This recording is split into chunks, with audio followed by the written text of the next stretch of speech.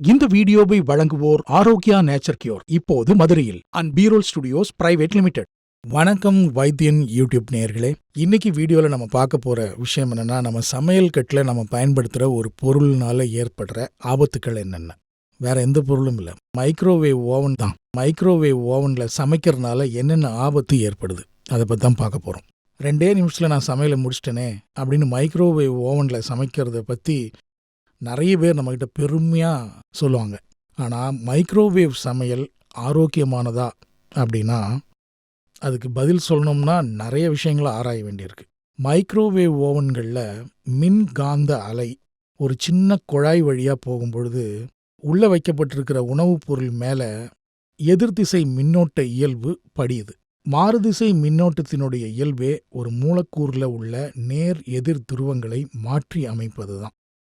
இதனால் மைக்ரோவேவ் ஓவனில் வைக்கப்படுற உணவுப் பொருளில் இருக்கிற ஒவ்வொரு மூலக்கூறும் நேர்திசை எதிர்திசை சுழற்சிக்கு ஆட்படுது. ஒரு நொடிக்கு குறைஞ்சபட்சம் 2000 முறை மூலக்கூறுகள் சுழற்சிக்கு இது ஆட்படுது. அப்படி சுழற்சியின் போது மூலக்கூறுகள் ஒன்றின் மேல் ஒன்று மோதி உணவில் சூட்டை உண்டாக்குது.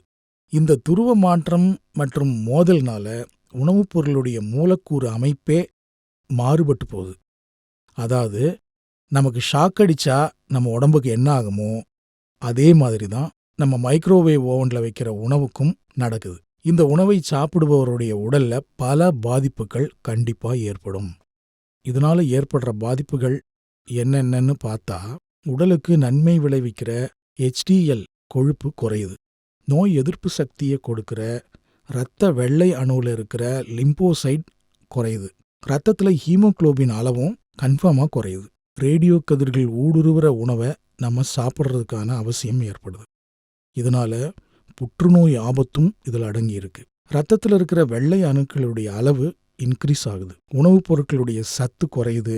மாறுபட்ட மூலக்கூறுகளுக்கு நம்ம உடம்பு பரிச்சயப்படாததுனால அதை ஜீர்ணிக்க முடியாம அது நம்ம உடம்புலையே தங்குது. இதனால ஆண் பெண் ஹார்மோன் உற்பத்தி குறையுது.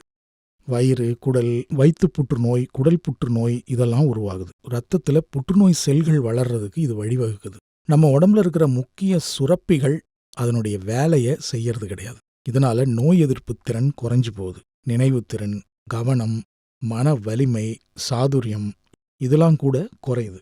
டெய்லி நம்ம சூரிய ஒளியில் இருக்கிறோம். சூரியன்கிட்ட இருந்து கூட தான் மின்காந்த அலைகள் வருது. அது எந்த பாதிப்பையும் நமக்குள்ள ஏற்படுத்துறதா சொல்றது இல்லையேன்னு யாராவது கேட்கலாம். ஆனால் அவை நேரடியான மின்னோட்ட இயல்போட பூமியுடைய பரந்த பரப்பளவை அடையுது. இதனால பூமியில காணப்படுற உயிருள்ள உயிரற்ற எந்த பொருளுக்கும் பாதிப்பு ஏற்படுறதே இல்லை. அமெரிக்கா ஓரிகான் மாகாணத்தில் இருக்கிற அட்லாண்டிஸ் ரைசிங் எஜுகேஷனல் சென்டர்ன்ற ஒரு மையம் ரஷ்ய ஆராய்ச்சி கட்டுரை ஒன்றில் இந்த இன்ஃபர்மேஷனை வெளியிட்டிருக்கு. இந்த வீடியோ உங்களுக்கு பிடிச்சிருந்ததுன்னா லைக் பண்ணுங்க, ஷேர் பண்ணுங்க. மறந்துடாம நம்ம வைத்தியன் யூடியூப் சேனலை சப்ஸ்கிரைப் பண்ணி வச்சுக்கோங்க. அந்த பெல் பட்டனையும் கிளிக் பண்ணி வச்சுக்கிட்டீங்கன்னா தான் நாங்கள் அப்பப்போ கொடுக்குற வீடியோ அந்தந்த நேரத்திலேயே உங்களை சேரும்.